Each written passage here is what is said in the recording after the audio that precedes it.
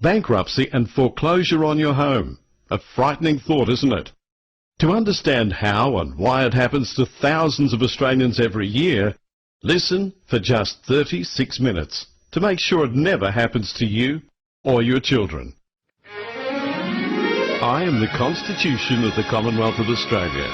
I am the most important document in this land. Without me, all other contracts and agreements are worthless bits of paper. Even your money and the deeds to your home are worthless without my protection. Yes, the very fabric of your free Australian society is vitally dependent upon me. Perhaps you've never heard of me, or if you have, the chances are you know little about me. Why? Because there are those living among you who are deadly afraid of me. They've kept me out of your schools and universities for decades, and they fully intend to have me quietly hidden away from you. Why? Because I am the rule of law, the moral law, and not the rule of men. Listen to my story. Although I was born in July 1900, my original ancestor was carved in stone on Mount Sinai 3,500 years ago. Those 10 commandments have remained unchanged throughout the centuries, and not one word will ever be changed. Jesus brought those 10 rules together perfectly in 2 simple commandments in the New Testament. If you love the Lord your God and love your neighbour as yourself, then you break no laws. That is the true meaning of those words. You are not under the law unless you break the law. If you do not break the rules of the road, you're not subject to them. Break them, and you are subject to them and will pay the legal penalty. Those 10 commandments are not oppressive. They are the foundation for maximum freedom and rights for individuals in any nation at any time in history. 8 centuries ago, another great ancestor of mine was born, Magna Carta, one of the most magnificent documents ever written by man. The people of England, the barons and the church leaders, had had enough of King John behaving like a dictator, so they made him sign the Magna Carta in 1215. It guarantees so many freedoms, rights and responsibilities that you take for granted today, but you have been kept from knowing about. The Magna Carta is common law and is part of me today. It declares, "No free man shall be taken, indeed imprisoned, either dispossessed or outlawed or exiled, or in any manner destroyed, except by means of the legal judgment of his own equals, indeed the law of the land." Common law. His own equals, plural, is a jury of 12 people.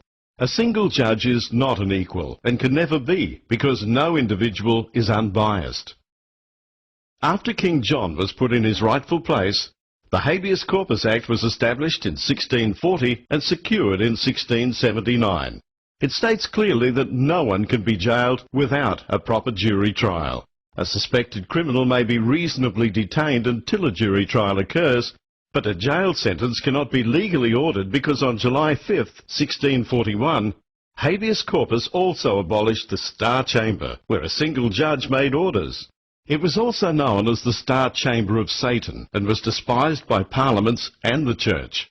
It was outlawed for 400 years because of its anti-Christian procedures, but in 1975 it was re-established in Australia disguised as the Family Court. More of that shortly. The Bill of Rights was written into law in 1688 with additional protections. It is part of me today. It is common law. In 1899, I was adopted by the Australian people in a referendum, and I became your most important deed in 1900. I became well known in your homes, and you knew that my rules apply to everyone, no exceptions. I was taught in your schools and universities up to 1975. I am drawn from the very best of the tried and tested wisdom of the centuries for the rule of law for any nation, not the rule of greedy men who have no allegiance to anyone but themselves. I am written in simple English in numbered sections dealing with various areas of your life and your culture. Read me. I am straightforward and easy to understand. You can download me from this CD into your own computer and print copies for your computerless friends to read and get to know. Since 1900, there have been amazing changes in technology. And whether you drive a horse and buggy or the latest supercar, human nature does not change. Those wise men who hammered out my words over the centuries knew this, and they allowed for it. Yes, I can be changed, but only by a majority of you, my people, in a majority of states, in a referendum. And this includes the so-called laws of local councils. They call them ordinances.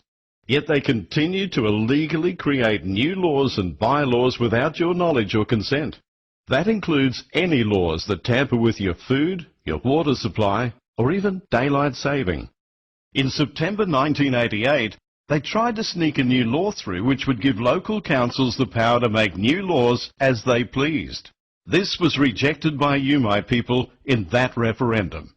Any council laws that conflict with common law are illegal.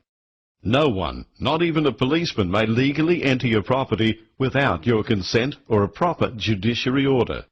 If anyone says they're authorised by a town council, that is a lie.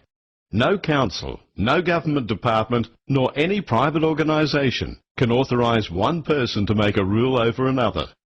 Those counterfeit policemen and women have no legal authority over you, no matter who they say they work for. So if they do enter your property, threaten you in any way, or try to take anything which is legally yours, have a video camera ready and record it. They hate it. Remind them that an order by a single magistrate is not a judiciary order. It is illegal because it is a violation of common law in the Criminal Code Act 1995, Section 268(10). Any council laws that conflict with common law are illegal. Proper rules are not oppressive. They're there to protect freedoms. Before we play golf, we all agree to abide by the rules. The ball should be played where it lays, is to be obeyed by everyone. But that rule could be changed, providing we all agree before we play. And so it is with me. There have been minor changes that have been approved by you, the majority of people in a majority of states. But they were minor issues that gave governments no increase in power. Since 1900, they attempted to get more power over you 46 times. But through national referendum, you rejected 40 of them. Did you know that in 1932, the Tasmanian government tried to abolish itself and hand over control to Canberra? The wise Governor-General said, "You can't do that. You must ask the people first." You, my people, said no, and a new government was elected. Did you know that in 1975, your Prime Minister, Gough Whitlam, attempted to defraud Section 83 regarding the nation's money supply? The wise Governor-General said, "You can't do that. You must ask the people first." You, my people, said no. The Prime Minister was sacked, and you, my people, endorsed the Governor-General's action. You elected a new government with a landslide majority. The wisdom and dignity is within the office of the Governor-General, who acts on behalf of your non-biased umpire, the Sovereign of the Commonwealth, who cannot be bribed. Now you know why wannabe Republicans seek to abolish our Queen. And don't be deceived by judges and solicitors who will try to tell you that I am not valid today. That is a deliberate lie, and the High Court says so. In 1996, the High Court of Australia, the highest court in the land, Section 71, in what is called the Cable Principle, declared that the Commonwealth remains one and indivisible, just as I do, with only one judicial power, not different rules in each state. Did you know that on September 5th, 2006, in that monumental case of Forge versus Australian Securities and Investments, all 7 High Court judges stated unanimously that your Constitution reigns supreme, that's me, and that all other laws and rules are subject to me. So if any laws conflict with me, they are invalid and illegal. Section 109. When a law of a state is inconsistent with the law of the Commonwealth, the latter shall prevail, and the former shall, to the extent of the inconsistency, be invalid. So you see, my people, that I was hammered out over centuries by wise men who foresaw that evil individuals, organisations, local councils, even governments would try to get around me, to fulfil their power lusts and to line their own pockets. So those wise men built safeguards into me. The most important being your absolute right to trial by a proper jury, not by a single judge. A jury is your right in any court, including the evil family court. No judge, no magistrate, nor any individual has any right to dissolve a marriage or make any orders without the free consent of both spouses, face to face. Sections 79 and 80 are very clear. They state in essence that in any court, the trial on indictment of any offence against any law of the Commonwealth shall be by jury. today your rights to a jury in civil matters are ignored. But if a criminal offence is identified, you have the right to file a private charge via the Melbourne Magistrates Court. And after the Crown authorities have declined to present, then the legal right to apply for a grand jury in the Supreme Court of Victoria now can apply. You have little chance of a jury for civil matters, so it's better to settle out of court and save the so-called legal fees. Marriage is a Commonwealth issue, Section 51, and the Bible laws, especially in Mark chapter 10, all of it, are the guidelines. In fact, if any section of me is to be interpreted, then the Bible laws prevail, as stated in my preamble. To ensure safety, we all drive on the left-hand side of the road. Likewise, in our society, we all abide by Christian principles. When you're asked to swear on the Bible, not on any other document, it means that you and the judge and everyone in the courtroom accepts that the Bible laws are supreme, even above me, because my rules are derived from the laws in the Bible. For example, there were 12 disciples, and 12 has been the number of jury persons selected by Christian societies to be, in effect, judges plural with a small j. That is the word in my section 79, which has court in a lowercase c and judges plural with a lowercase j. This is most important. Small c court is simply a hearing, and no judgments nor orders can be made there without your consent. Small j judges plural is a jury. A judge is not a justice without a jury decision. If you face a judge who went to law school later than 1975, you may need to inform him that there have been no referendums to tamper with Section 79 or 80 or 109. If he disregards your legal right to trial by jury or attempts to dismiss your case, you must challenge the jurisdiction of that court and demand a proper jury of 12. Any order by a single judge, magistrate, registrar or anyone without your consent is invalid and also carries severe penalties against them, as listed in the Crimes Act, Section 43, for obstructing the course of justice.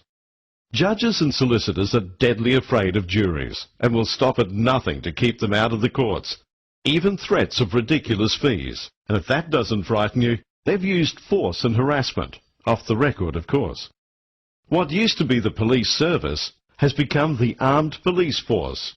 However, you are bound to obey orders by a proper policeman, and if his actions are proven to be incorrect in a legal court, then the rule of law will prevail. There are many good police officers who have taken the oath of allegiance. It's at the end of the Constitution on this CD, and they do act morally and responsibly, but they fear the sack and their super if they don't conform and obey orders, legal or otherwise. Nevertheless, one of the results of the Nuremberg trials is now adopted worldwide. It states that even if you're obeying orders to commit a crime, you are personally guilty of that crime. The judiciary will try to confuse you in legalese language. Some will rant and rave at you, some may ignore you and even attempt to order you to leave the court. But take no notice. Stand up to them and know your constitutional rights. Remind them that the court does not belong to a single judge. It is your court, the People's Court, and has been since 1215. When you go to court, do not go alone. Take a group of friends to witness the proceedings. It is a public court. They have every right to be there. Sections 79, 80 and 109 are most important. Learn them off by heart. 2,000 years ago, the wisest teacher in history challenged the evil judges and lawyers face to face in Luke chapter 11, verses 46 and 52 in your New Testament. Look it up. But their descendants are with us today in every nation. They have not changed their nature nor their plans, only their appearance. Listen to me, my people. I am the rule of law. But those who Jesus rebuked on several occasions seek the rule of men. That means ultimately Republican dictatorship. Now you say that USA is a republic. Yes, it is. But what has prevented it becoming a dictatorship is they have the Second Amendment in their constitution, the inalienable right to bear arms. No dictator can successfully take over a nation while the people are armed. Did you know that in Switzerland and some American counties, you can be fined if you do not have a gun and ammunition in good working order in your home? Switzerland has little crime and no home invasions. In Australia, there are people promoting the idea of Australia to become a republic, but few, if any, have a clue what kind of republic they want. But they do have one thing in common. Their number one objective is to eliminate me, your constitution. Why? Because that is exactly what has been done by every dictator in history. Step 1, disarm the population. Step 2, plunge the nation into impossible financial debt. Step 3, a republic. Step 4, a dictatorship, worse than any that has ever occurred in history. In 1990, Kim Beazley was asked a question in Parliament from Senator Button. Beazley replied, "The United Nations has given the federal government a mandate of ownership for housing, farms, property and business to government control, once the Republic has been proclaimed." So there you have it, the real purpose behind the push for a republic, which will become the worst dictatorship in history. Why? Because of today's money power. Over history, money has been in many forms. Gold and silver, cattle, coconuts, and even rum in the early days here. Money is a far superior system to barter, and there's nothing wrong with lending to invest in a productive profit-sharing venture. But to charge interest on created money is the root cause of all economic problems. How ludicrous it would be if a railway organisation employed a printer to print their tickets, and the printer says, "Because I created these tickets, I own them, and I will lend them to you at face value plus interest." You say, how ridiculous. But that is exactly the way it is today with the money system. Have you ever heard of a train not running because they didn't print enough tickets? Of course not. But that's just as stupid as saying you can't build roads or schools or whatever we need because we lack the money. We have the materials, the man and machine power and the skills to make it happen. So how can you say there's not enough money when in reality money is nothing more than a sophisticated ticket system? Today, the money or ticket system is 95% computer blips and only 5% notes and coins. It is created and controlled exclusively by the banks. It is the system which causes your problems, the mathematics. If the interest rate is 5% on a $100 loan of new money, then 100 plus nothing does not equal 105, which is the amount the banks demand you pay back. The extra 5 is not created, so the nation as a whole can never get out of debt to the banks. It must keep borrowing more to continue. Mayer Amschel Rothschild was from a family of goldsmith moneylenders and said, "Give me control of a nation's money supply, and I care not who makes its laws." So how did the Rothschilds and others become so wealthy? Around 1690, the English King William needed money for a war with France, so he borrowed £1.2 million, a staggering amount, from the goldsmith moneylenders. Their reward? He granted them a charter for the Bank of England in 1694, which made it legal for them to charge him 8% interest. This was the beginning of the modern privately owned banking system. It has taken them only a few hundred years to become the only source of money, and your slave masters. Did you know that the Reserve Bank is not a government operation? It became independent in 1960. It creates money out of nothing. But that is not the problem, as you'll see. The problem is the Reserve Bank is just like the printer for the railway tickets.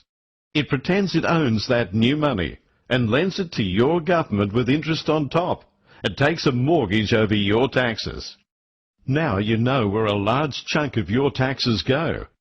Ask yourself or anyone who should know, politician, financial advisor, bank manager, hairdresser or cab driver, they know everything. Ask them. If every nation is in debt, who is the creditor? You'll be dismayed at the answers. Did you know that under my section 51, 4, 12 and 13, Your Prime Minister and your Parliament have the duty and the legal power to solve the so-called money crisis in only a few weeks with no interest and no debt. Governments, and governments alone, not the banks, have the legitimate power to issue the nation's money or credit to represent the real wealth of the nation. The Nullarbor Railway was built under the rules of Section 51. No interest, no debt. You may ask, if it's as simple as that, why isn't it being done now by either side of politics? Why? Because many rich people and the judiciary benefit from the existing system. They don't want it changed. Did you know that cost orders in today's courts are the greatest fraud ever perpetrated upon you, my unsuspecting people? It's a huge extortion racket.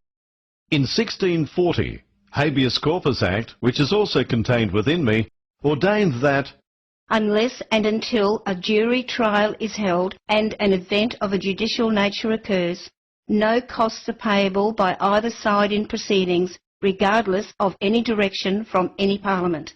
In other words, only a jury can award costs, and any ruling made by a single judge without your consent or a jury is illegal and invalid. Period. On August 20th, 2001, the penalty was fixed at 25 years jail for both the solicitor and the judge who commit the crime of costs orders. It comes under slavery in the Criminal Code Act, Section 268(10). Did you also know, my people, that variable interest loans are illegal? For a loan contract or any agreement under common law, there are 8 essential elements.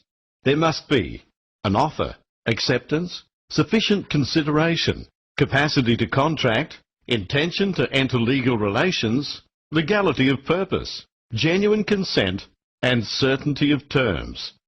Variable in the Oxford English Dictionary means uncertain.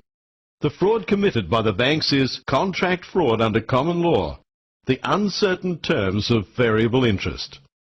Did you know, my people, that banks never lend depositors money? All bank loans are new money created out of nothing. It used to be at the stroke of a pen, but today it is nothing more than electronic blips in their computer system. Traitorous politicians have given the banks the power to create the nation's money, which they lend to you, and they demand interest on it. That interest can never be repaid, because it does not exist. The only way you can pay that interest is to get money off someone else who also got it from someone else, but it can ultimately be traced back to a bank loan, which is the only source of money today. Judges and lawyers deny your right to trial by jury, and that is how they prevent the evidence of fraud. They protect the banks who dispossess tens of thousands of families of their homes and property every year, and they are directly responsible for many suicides. It is modern-day slavery. Slavery has long been a sad part of man's history, yet in 1807 it was abolished through the dedicated efforts of one man, William Wilberforce. He had no internet, no CDs, no phones, none of the powerful means of communication you have today. He won the victory in the courts and in the Parliament using the very same laws and rights you still have, and he won the battle against formidable and powerful enemies. How did he do it? As a genuine Christian, he had little interest in sanctimonious gatherings in pews of indifference behind closed doors. Like a true evangelist, he took the message out to the people, and he knew that a jury of 12 who genuinely prayed, "So help me God," is the most powerful weapon against tyranny, fraud and corruption that you have. This is practical Christianity in action. Slavery has been around a long time. It was abolished by the power of God, not by a flash of lightning miracle, but through informed jurors. But did you know that juries also have the power to overrule and abolish bad laws? Yes, and that includes most of the rules found in an insidious document used by lawyers and judges today. It's called the Uniform Civil Procedures Rules. It is an illegal act passed by traitorous politicians without a referendum and ignored by apathetic churchmen. Most of it would be thrown out immediately if exposed to an informed jury. It was dreamed up by solicitors and judges for their own financial gain. They ignore me completely, and most of their 600 or so rules are in direct conflict with both my Section 109 and Section 15A of the Acts Interpretation Act, and yet they are continually changing their rules. That evil document is based on the lie that a single judge can make orders without your consent or without a jury, just like Big Bad John, King John. Section 109. When a law of a state is inconsistent with the law of the Commonwealth, the latter shall prevail, and the former shall, to the extent of the inconsistency, be invalid. Remember sections 79 and 80 regarding single judges and juries? Now do you understand why they're so afraid of me, and especially juries? Your slavery today is not with whips and chains. It is much more subtle. It has crept up on you, especially over the last 50 years. You say, slavery? What slavery? Then why are you going to pay over $1 million for your $300,000 home? Who gets the extra $700,000? Why do you pay up to half your income in taxes? If you don't pay, they'll fine you or jail you. And you say you're not a slave? Please don't say that all your taxes are used to run the country. A major chunk of your tax tribute is to pay the interest on government debts to the bank. Did you know that in 1920, taxation was only 2.5%? You are slaves today to public debt, inflation, bankruptcies which can result in suicides, and foreclosures on your homes and small businesses. How would you like to buy your $300,000 home under a proper money system? The $300,000 is made up of raw materials and human effort, nothing else. Under a proper system, your home loan is really credit granted to you for your future work and production. That is, your ability to repay. Regardless of who prints the money, tickets or electronic blips on a computer, be it government or even a bank operating legally, your new home represents an increase in the national wealth, namely one house. But there is one extra human effort to include. That is the bookkeeping for that new money. Suppose you make 300 payments, so someone has to do 300 bits of work. Allow them $50 per payment. That's a total of 300 by $50, or $15,000. So the total cost of your home should not be $1 more than $315,000. And that is the amount to be created. And you agree to repay it at $1,050 per month for 300 months, or 25 years. Listen carefully. Under that proper system, there would be zero inflation. But under the current interest system, you must repay over $1 million. That, my people, is the source of all inflation, and that is your slavery. You can defeat this modern slavery by firstly reclaiming the courts. They belong to you, my people. Read my chapter 3 for the administration of justice. Don't be deceived by judges and solicitors who will try and tell you that I am not valid today. The High Court says they're lying. When you play your part to make sure this CD is widely distributed, there will be vicious reaction when you start taking banks and solicitors to court in thousands of actions for their fraud. That is, variable interest and costs orders. You can go back 6 years.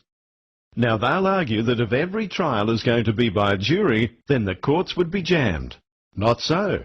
Did you know that when a jury trial is actually granted these days, over 90% of cases are settled out of court before the jury trial? It is solicitors who encourage the ongoing court actions. They grow fat off their incestuous system. Now you know why they desperately protect each other against anyone exposing their crimes and fraud. It's been well known that for many years there's been much abuse of the law by judges and solicitors in the Federal Magistrates Court, and it was starting to be exposed. No wonder they were anxious to abolish that court on the 5th of April 2009. Their story was that it was uneconomic. Yeah, right. Nevertheless, you can expect a lot of lies and attacks against this CD from the media. They will lie, they will distort the facts, and they will rubbish any reform as printing press money, wild inflation or whatever. Of course notes and coins are made on printing presses. They don't grow on trees. Whatever they do, even threats of massive financial crisis, don't panic. It's not a problem, because under Section 51, your government can, in only a few weeks, restore your money system to represent the real wealth, your farms, your minerals, your homes, your transport systems, and much else. Generally, politicians are not held in the highest esteem, but they too have mortgages and children trying to buy a home or get a job. When they get to understand the solution and forget the party politics, they have access to honest experts who know how to fix the money system legally, morally and efficiently. Governments do not have to go cap in hand to banks for finance to build roads, hospitals or whatever. In Section 51(4), 12 and 13, they already have the power to create real money with no interest for government projects. A new road costing $10 million is an increase in the real wealth of the nation. So governments have the right and duty to create that $10 million and distribute it debt-free to pay those who worked to build the road exactly as the Nullarbor Railway was built. Imagine what just that step forward would do to reduce your rates and state taxes and stop the ridiculous and traitorous action of selling our state and national assets which belong to you. Remember, money is not a commodity. It's not wealth. It's a representation of the real wealth which is owned by you, my people, not the banks. Now you know why they're so afraid of juries, and why they are the real force behind the push for a republic. So what can you do? When the Israelites were in slavery, Moses did more than pray about it. He confronted Pharaoh head-on, and with persistence and divine help, the Israelites' slavery was ended. Note, God's miracles came after Moses took action. When Fred Hollows is presented with a blind person, he does more than just say, let's pray about it. He uses his God-given gift and operates to restore that person's sight. William Wilberforce did more than just give lectures on the evils of slavery in England. He, an honourable churchman, confronted the slave masters in the courts with juries. Proper courts with juries are the best defence of your freedom and rights. Not long ago, attempts were made to destroy your Australian flag, but the flag cried out to you. All across this great nation, more than 1 million people heard and still listen to the voice of the Australian flag via radio, TV, the internet, cassette and CD. Many heard for the first time what the design of their flag is really all about and what it stands for. Your flag, drenched with the blood of those who gave their lives for you and the freedom you have today. Many listeners wept at the thought of this wonderful part of our heritage being destroyed. It would be like abolishing Anzac. My people, you listened, you rallied. You would not let your flag be torn down or discarded. And today it is more loved and held in greater esteem and awareness than ever before. The Voice of the Australian Flag CD was copied and distributed by tens of thousands of caring people, and they squashed much of the anti-flag movement. William Wilberforce defeated the slave masters in 1807. They can be defeated today, but they will not be defeated by academic lectures in meetings, and certainly not by revolution and violence. They will be defeated in the courts with informed juries. At this very moment, as you listen to me, hundreds of people are making 10 copies each of this CD to give out freely. Give a copy of this CD personally to your local Member of Parliament, as well as the pastor and elders in whatever you call your church. They probably have a mortgage too. Do not post it. They probably won't even see it. Find a way to put it personally into their hands. And letterbox this CD in your street and theirs. Politicians will act only when they think they have voters supporting them. Remind your pastor and church elders, as William Wilberforce did, that they should not be hiding in their sanctimonious closet, desperately searching for any scripture to justify their non-involvement. Some of them probably live off interest too. They become so heavenly bound that they become no earthly good. The commandment, love thy neighbour, surely includes the responsibility of helping an oppressed neighbour. That's you. And in the public courts if need be, especially in the family court where the legal vultures feast on the carcasses of troubled marriages. Marriage vows are treated as a joke, and the last thing they want is marriage reconciliation. Why? solicitors' fees. But if church elders did their job properly, there would be no need for Christians to go to court. Read 1 Corinthians chapter 6. They may help prevent just one of the 7 suicides each week which can be directly related to the family court actions. When you go to court, do not go alone. Take a group of friends to witness the proceedings. It is a public court. They have every right to be there. Preachers should know me and preach about me regularly. Why? Because I am your day-to-day practical application of Bible laws on how we should live.